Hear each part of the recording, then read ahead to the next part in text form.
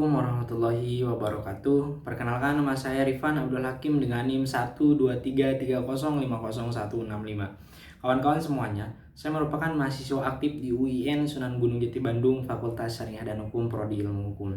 Pada kesempatan ini, saya ingin sedikit menyampaikan terkait daripada tindak pidana khusus. Nah, kawan-kawan perlu diketahui bahwa tindak pidana itu terbagi kepada dua kategori. Yang pertama yaitu tindak pidana umum, yang kedua tindak pidana khusus. Lantas, apa itu tindak pidana umum? Tindak pidana umum merupakan perbuatan pidana yang mana telah diatur atau sudah diatur, bahkan jelas diaturnya dalam Kitab Undang-Undang Hukum Pidana. Sedangkan tindak pidana khusus itu belum ada peraturannya atau belum diatur dalam Kitab Undang-Undang Hukum Pidana, tetapi diatur oleh undang-undang tersendiri. Salah satunya seperti tindak pidana korupsi, tindak pidana cyber, tindak pidana pornografi, dan lain sebagainya. Nah, pada kesempatan ini saya ingin sedikit menyampaikan terkait daripada tindak pidana lingkungan hidup.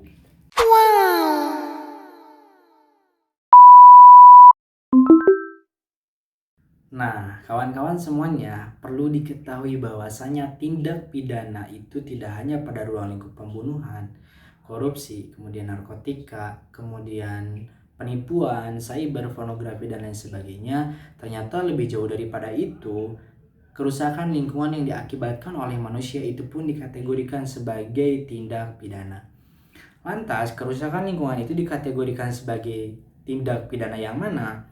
Kerusakan lingkungan itu dikategorikan sebagai tindak pidana khusus. Nah, mengapa demikian? Karena dalam Kitab Undang-Undang Hukum Pidana itu tidak mengatur terkait daripada lingkungan hidup. Yang menjadi dasar hukum daripada lingkungan hidup itu adalah undang-undang itu tersendiri yang berkaitan dengan lingkungan hidup. Salah satunya adalah Undang-Undang Nomor 32 Tahun 2009 tentang pengelolaan dan perlindungan lingkungan hidup. Dalam undang-undang tersebut, kerusakan lingkungan itu diartikan sebagai masuknya atau dimasukkannya makhluk hidup, kemudian zat, energi, atau komponen lainnya ke dalam lingkungan yang mana itu diakibatkan oleh manusia sehingga melampaui daripada baku mutu lingkungan hidup yang telah ditetapkan. Nah, sedangkan secara umum definisi daripada kerusakan lingkungan hidup itu adalah di mana perbuatan manusia itu merusak atau mencemari daripada lingkungan itu tersendiri. Nah, kawan-kawan semuanya, timbul pertanyaan, lantas apa yang menjadi faktor terjadinya kerusakan dan pencemaran lingkungan? Ada beberapa faktor yang ingin saya sampaikan. Yang pertama, rendahnya kualitas sumber daya intelektual masyarakat Indonesia. Mengapa demikian? Mau tidak mau, suka tidak suka, kita harus berani mengakui dan mengamini bahwasanya sumber daya intelektual masyarakat Indonesia sangat rendah. Mengapa demikian? Lihat dalam pengelolaan sampah. Terkadang kita sebagai masyarakat Indonesia belum bisa dan belum mampu memilah dan memilih ketika membuang sampah. Antara sampah organik dan anorganik kita belum bisa, kita belum mampu untuk bagaimana dipisahkan sebelum dibuang. Yang kedua, kesadaran masyarakat.